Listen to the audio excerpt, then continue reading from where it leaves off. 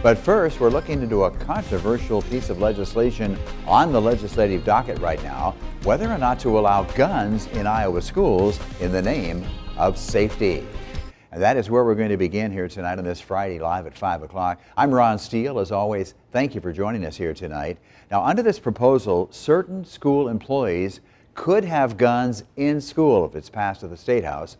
Lawmakers say they'll take up this measure in just a few days. With that in mind, let's go live right now to KWWO reporter David Warrington. David, what would staff be required to do, though, in order to carry these weapons if this thing gets passed?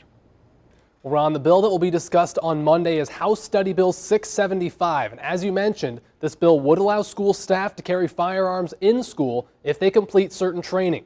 Now, some feel this is the best way to limit and help prevent school shootings, while others believe there are better methods.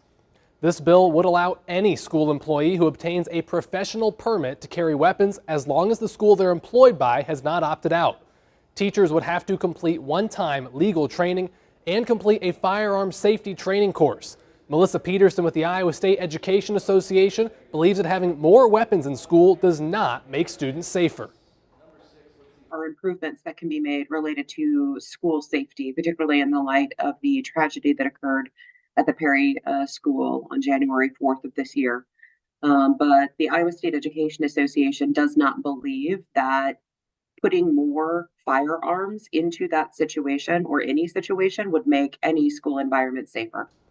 John McLaughlin, chair of the Iowa Firearms Coalition, has previously brought teachers through training similar to that, which would be required for teachers who wish to carry weapons. He discussed the success he's seen with this training.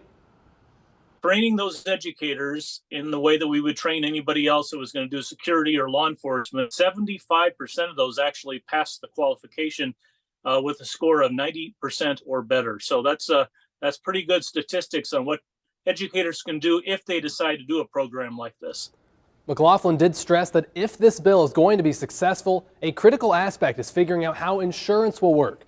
In the past, schools have run into issues to find insurance companies willing to provide a full insurance policy to schools with armed staff. And the bill would also require any school district with at least 8,000 students to employ at least one private school security officer or school resource officer at every high school building. I'll have more on that coming up tonight at 6. Ron? Yeah, David, hey, thanks for the update tonight. Another bill moving forward. We'll look for your report here at 6 o'clock. Now, by the way, the subcommittee hearing for that House Study Bill 675 that David talked about, that's going to take place on Monday, and that's February 12th. It'll be at 12:30 at the State House.